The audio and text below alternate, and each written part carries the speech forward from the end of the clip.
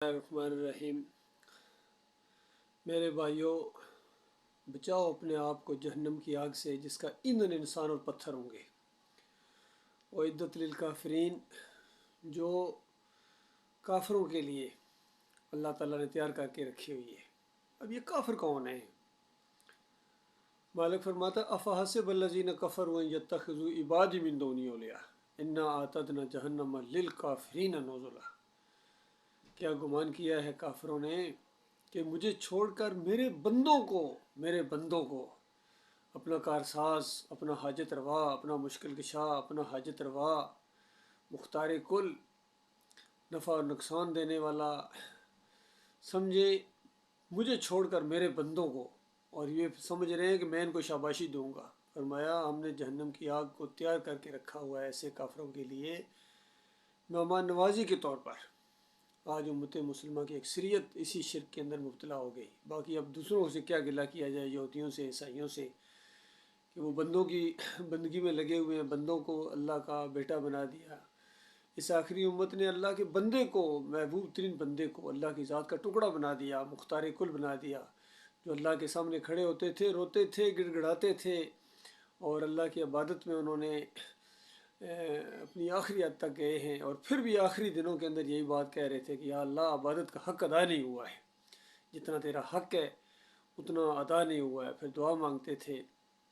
کہ یا اللہ مجھے اچھی طرح اپنی عبادت کرنی، ذکر کرنے اور شکر کرنے کی توفیق عطا فرما، اور ہمیشہ اللہ کے سامنے جھکے رہتے تھے۔ اسی چیز کی تعلیم دی کہ جب بھی مانگو اللہ سے مانگو، جب بھی سوال کرو اللہ سے سوال کرو۔ اور امتیوں نے سوال کرنے شروع کر دیے، تیرے در کے سوالی ہوں، کبھی کہتا ہے یا علی مدد، کوئی کہتا ہے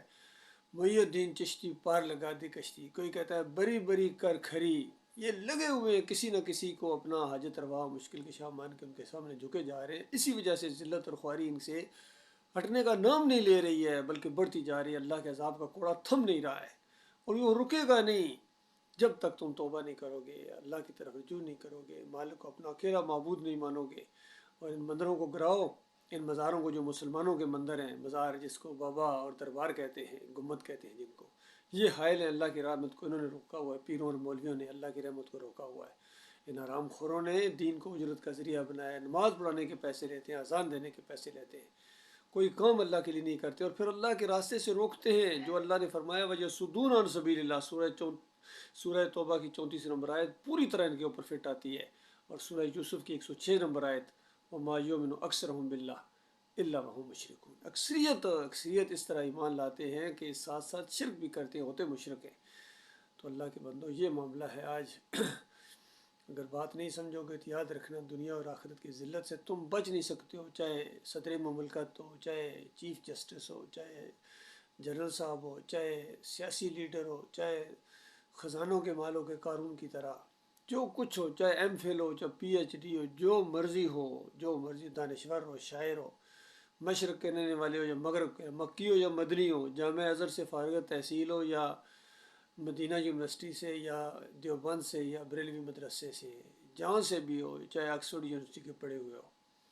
اگر اللہ کے بندے نہیں ہو تو بس پھر کچرا ہو، پھر کچرا ہو، اور کچرے سے بھی بدتر ہو اگر کسی اور کے بندے ہو، کسی اور کو پکارتے ہو، کسی اور کے سامنے جھکتے ہو، پھر تو بالکل اسفل السافلین ہو۔ اللہ تعالیٰ اس برے انجام سے اپنی پناہ میں رکھے۔ میرے پیارے بھائیو، اللہ تعالیٰ نے بڑی بڑی جنتیں تیار کر کے رکھی اپنے مخلص بندوں کے لیے، مومن بندوں کے لیے، جو اس کو مانے اور پھر دل کی گہرائی سے مانے، آخری رسول کو آخری مانے، ان کی بات بھی آخری مانے، محمد صلی اللہ علیہ وآلہ وسلم کو اپنا قائد مانے، قائد اعظم مانے، اور لیڈر مانے، رہنما مانے، آئیڈیل مانے، اور پھر اس راستے میں خوشی کے ساتھ آئیں، ذرا برابر ذہنی مروبیت نہ ہو کسی کی۔ اللہ تعالیٰ غور و فکر کرنے کی توفیق عطا فرمائے۔